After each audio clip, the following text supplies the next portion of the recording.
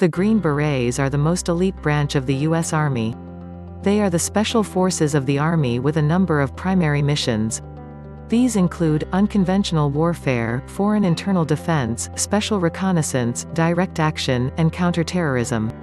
Due to the elite status and importance of the Green Berets, competition to get into this branch of the Army is high.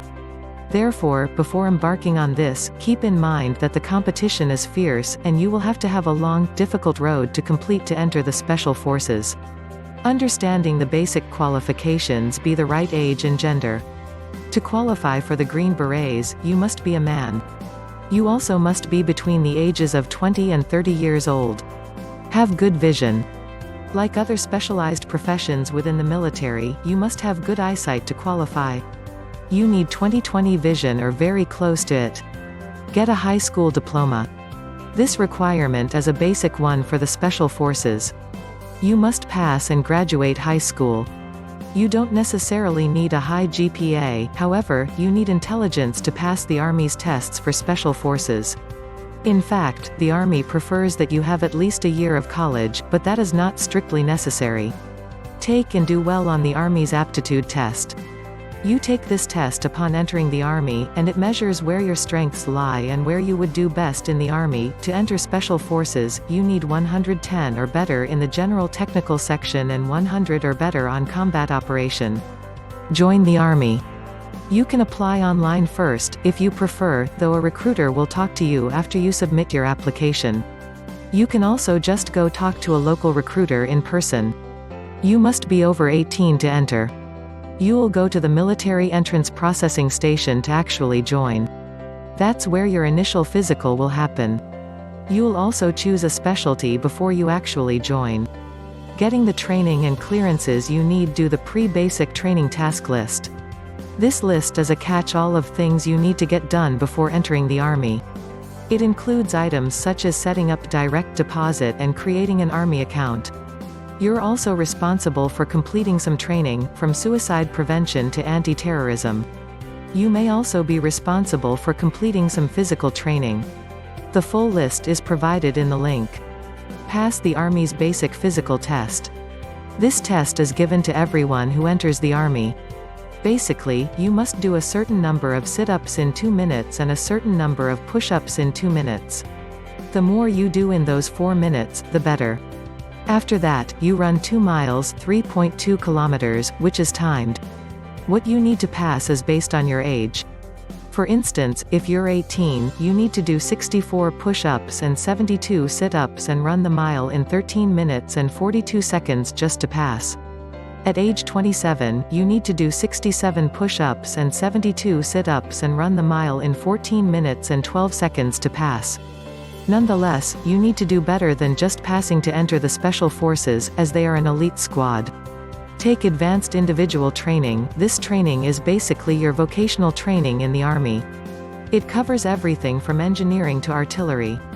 Your commanding officer can help you decide which one is the right one for you to join the Special Forces. Apply for and receive secret security clearance. You don't simply apply for this clearance on your own. Once you've begun the process for entering Special Forces, you will apply through the Army. The U.S. Department of State will do a thorough background check on you, after you have provided information on your background up front. You can be denied this clearance for any number of reasons, from having lied on your application or problems with your personal conduct in the past to bad credit and being influenced by other nations. Apply and enter airborne training. You also need to complete airborne training to qualify for Special Forces. Basically, in airborne training, you learn how to jump out of airplanes using parachutes. Meet the requirements for enlisted applications. If you are enlisted, you must be in the E4 to E7 pay grade, though there are some qualifiers for E7. You must not have more than 12 years' time in service or more than 9 months' time in grade. You also must have 3 years left on your time in service once you complete all of the Special Forces training. If you are on assignment, you must get permission from your branch before attending the training. The terms E4 and up refer to what rank you are. That means that you need to be at least a corporeal or specialist E4 to be in the Special Forces, but you can also be a sergeant or staff sergeant. Time in service refers to how long you've been in the Army, while time in grade refers to how long you've been at your current rank or pay grade. Promotions are based on both time in service and time in grade, with automatic promotions coming after certain time periods. Therefore, these requirements force you to be in the Army a certain amount of time before you enter Special Forces, though part of that time can be waived with approval. Meet the requirements for officers. If you are an officer, your pay grade must be 01 or 02, and you must have done well as an officer so far. You are also required to be in the targeted year group for the Captain's Board. You must have 3 years left on your time in service once you complete all the Special Forces training.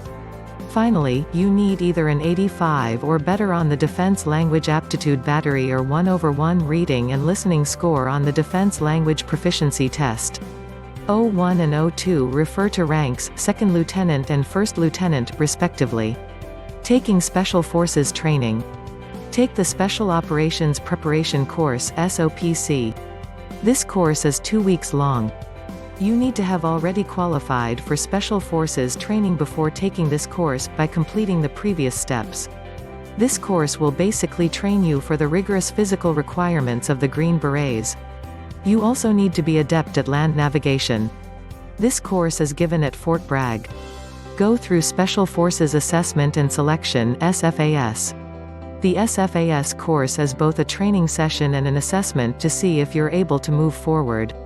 It will test if you are physically and mentally able to deal with what Special Forces will require of you.